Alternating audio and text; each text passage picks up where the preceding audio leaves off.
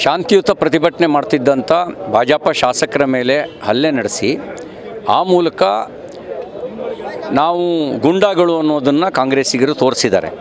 BJP ಕಚೇರಿ ಹತ್ತಿರ ಕಾಂಗ್ರೆಸ್ನವರು 10 ಬಾರಿ ಪ್ರೊಟೆಸ್ಟ್ ಮಾಡಿದ್ದಾರೆ. ನಾವ್ಯಾವರು ಇಂಥ ಹೀನ ಕೆಲಸವನ್ನು ಮಾಡಿಲ್ಲ. ಕರ್ನಾಟಕದ ಸಭ್ಯತೆ ಮತ್ತು ಸಂಸ್ಕೃತಿಗೆ ತಕ್ಕಂತೆ ನಾವು ನಡ್ಕೊಂಡಿದ್ದೇವೆ. ಆದರೆ ಕಾಂಗ್ರೆಸ್ಸಿಗರು ಕರ್ನಾಟಕದ ಸಭ್ಯತೆ ಮತ್ತು ಸಂಸ್ಕೃತಿಗೆ ವಿರುದ್ಧವಾಗಿ ಗುಂಡಾಗಿರಿ ಕೆಲಸ ಮಾಡಿದ್ದಾರೆ. ಇದು ಭಾಳ ದಿನ ನಡೆಯೋದಿಲ್ಲ. ನಿಮ್ಮ ಗುಂಡಾ ಸರ್ಕಾರದ ಕೊನೆಯ ದಿನಗಳು ಬರ್ತಾ ಇದ್ದಾವೆ. ಸುಳ್ಳನ್ನೇ ಮನದೇವರಾಗಿ ಮಾಡ್ಕೊಂಡಿರೋರಿಂದ ಸತ್ಯ ಹೊರಗೆ ಬರೋಕ್ಕೆ ಸಾಧ್ಯನಾ? ನಮ್ಮ ಶಾಸಕರ ಹಿಂಬದಿಯಿಂದ ಹೊಡೆದಿದ್ದಾರೆ. ಆದರೆ ಅವ್ರು ಹೇಳ್ತಾರೆ ಮೊಟ್ಟೆ ಇವರೇ ತೊಗೊಂಡೋಗಿದ್ರು ಅಂದರೆ ಎಷ್ಟು ಹರಿಪ್ರಸಾದ್ರ ಬಾಯಿಂದ ಸುಳ್ಳು ಬರುತ್ತೆ ಅನ್ನೋದಕ್ಕೆ ಇನ್ನೇನು ಸಾಕ್ಷಿ ಬೇಕು ಹೇಳಿ. ಸರ್, ಎಷ್ಟು ಜನ ಶಾಸಕರಿಗೆ ಹಲ್ಲೆ ಆಗಿದೆ ಸರ್?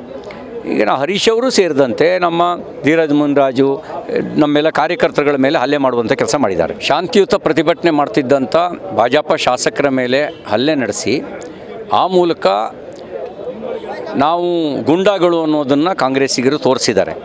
BJP ಕಚೇರಿ ಹತ್ತಿರ ಕಾಂಗ್ರೆಸ್ನವರು 10 ಬಾರಿ ಪ್ರೊಟೆಸ್ಟ್ ಮಾಡಿದ್ದಾರೆ. ನಾವ್ಯಾವರು ಇಂಥ ಹೀನ ಕೆಲಸವನ್ನು ಮಾಡಿಲ್ಲ. ಕರ್ನಾಟಕದ ಸಭ್ಯತೆ ಮತ್ತು ಸಂಸ್ಕೃತಿಗೆ ತಕ್ಕಂತೆ ನಾವು ನಡ್ಕೊಂಡಿದ್ದೇವೆ. ಆದರೆ ಕಾಂಗ್ರೆಸ್ಸಿಗರು ಕರ್ನಾಟಕದ ಸಭ್ಯತೆ ಮತ್ತು ಸಂಸ್ಕೃತಿಗೆ ವಿರುದ್ಧವಾಗಿ ಗುಂಡಾಗಿರಿ ಕೆಲಸ ಮಾಡಿದ್ದಾರೆ. ಇದು ಭಾಳ ದಿನ ನಡೆಯೋದಿಲ್ಲ. ನಿಮ್ಮ ಗುಂಡಾ ಸರ್ಕಾರದ ಕೊನೆಯ ದಿನಗಳು ಬರ್ತಾ ಇದ್ದಾವೆ. ಸುಳ್ಳನ್ನೇ ಮನದೇವರಾಗಿ ಮಾಡ್ಕೊಂಡಿರೋರಿಂದ ಸತ್ಯ ಹೊರಗೆ ಬರೋಕ್ಕೆ ಸಾಧ್ಯನಾ? ನಮ್ಮ ಶಾಸಕರ ಹಿಂಬದಿಯಿಂದ ಹೊಡೆದಿದ್ದಾರೆ.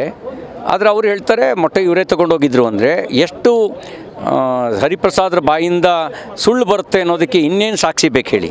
ಸರ್, ಎಷ್ಟು ಜನ ಶಾಸಕರಿಗೆ ಹಲ್ಲೆ ಆಗಿದೆ ಸರ್?